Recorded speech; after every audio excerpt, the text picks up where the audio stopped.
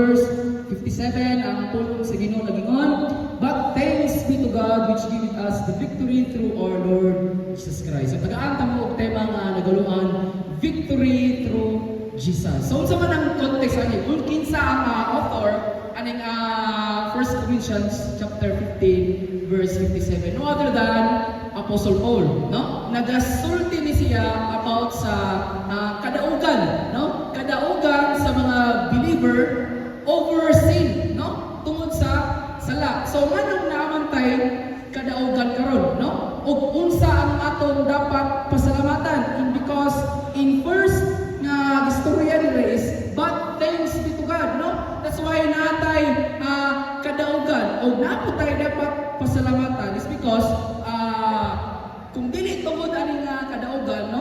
Kung dili tungod ani nga kadaugan sa ato ang mga kasalanan, malaglag kita sa linaw ng kalayo o mo ginatawag nila nga impyerno. So una-una na to nga una-una na to nga pag-iskutan. First point nga ato ang pag-iskutan in chapter 15 verse 57. So unsa man ato ang source of gratitude, no? Unsa ang atong source of gratitude as a Christian? O nganong magpasalamat ta, no, nga naatay kadaugan. So unsa man ang kadaugan, unsa ang atuang dapat pasalamatan? First point is naatay ang atong source of gratitude. Makita nato sa verse. But thanks be to God. No? Wala na tayo laing pasalamatan pa. Kay siya mismo sa tuwa, siya nagluwas tungod sa tulong mga kasalanan, tungod sa tuwang mga kalapasan, no?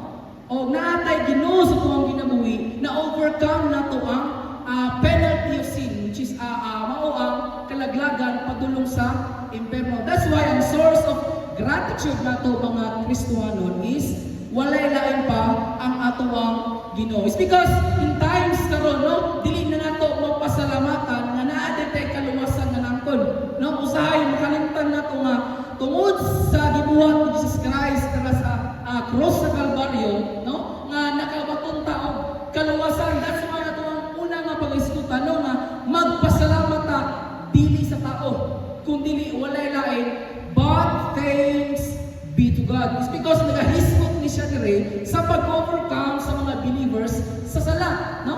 Nga wala nagpasabot dire nga Kristohano dili na ka makasala. But ang gihisgutan dire nga bisan pa sa imong mga kasalanan, no? Nga naa kay Ginoo sa imong kinabuhi, naa gyud kay kadaugan, no?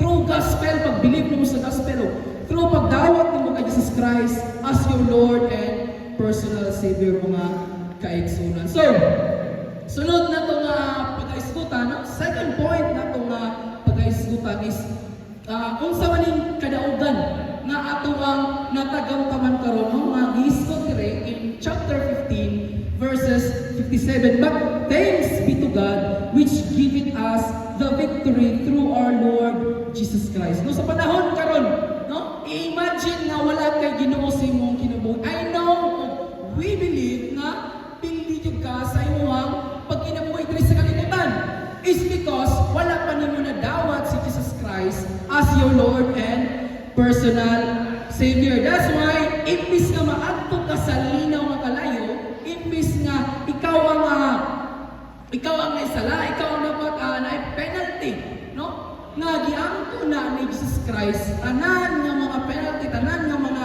kasakit para sa iyang mga kanakan. That's why na kay kadaugan, na kay victory karon mga kagandaman, which mao ang kaluwasan, no? Salvation. That's why ako balikon in first point, no? Na ang source of gratitude nato ng mga Kristiyano is walay lain but thanks be to God. And next nga ato ang gihatag ni Jesus Christ sa tuwa is mao victory kadua which giveth us victory nga mao ang since nga pagdawat nimo kay Jesus Christ as your Lord and personal Savior, exempted na ka sa kalaglagan sa linaw nga kalayo. Kana lang maayong buntag sa kalayo.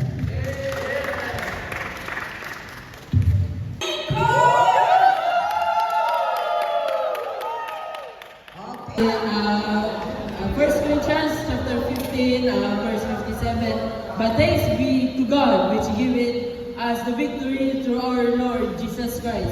So, base sa ako ang nasabtan ani nga verse is, gi-encourage ta mga Christians nga kinahanglan tang magpasalamat sa Ginoo tungod sa kadaugan nga ato ang angkon pinaagi kang Jesucristo. And yes, nasabtan nato nga kini is salvation o kaluwasan kay sa before patan ni sa after na tan ni dawat ang Jesus Christ, diba naa na sa ato ang word nga victory. Diba tungod kay diba ka familiar kita sa kanta nga oh victory in Jesus, diba? Because He is our Lord and Savior forever. Diba? He sought us, He bought us with His precious blood. Diba tungod sa dugo nga iyang paula ibabaw sa krus. Diba, dituan na bayaran ang atuang mga sala. Ug ang pagtanaw sa Ginoo sa atua dili na makasasala kundi anak na sa Ginoo. Diba?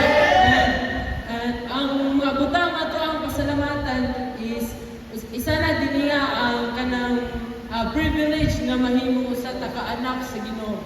Kaya ang uban, diba, kay gusto nila nga makabalo sa kamatuoran pero naa sila, diba, dili man ta ka-judge pero ang uban naa sa false teachings.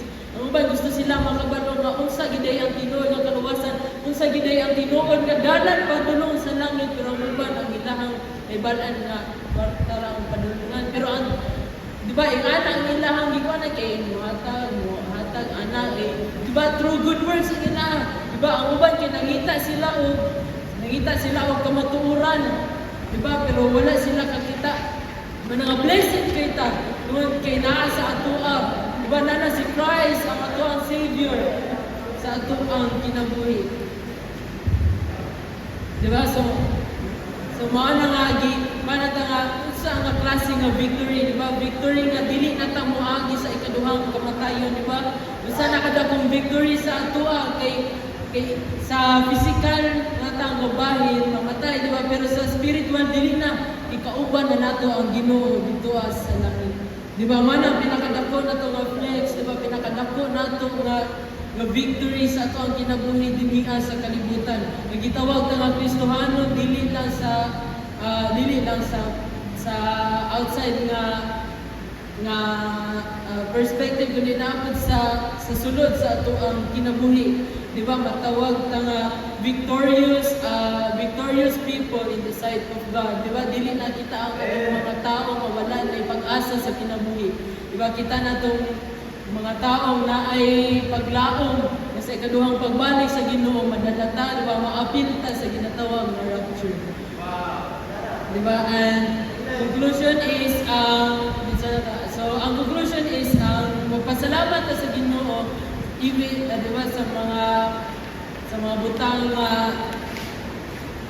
na usahay na mag-isahay mapenta pero sa mata sa Ginoo we are victorious, diba? Since na nahimot ang anak niya, we are victorious, diba? Dili ta failures. So, kaya naman natin sa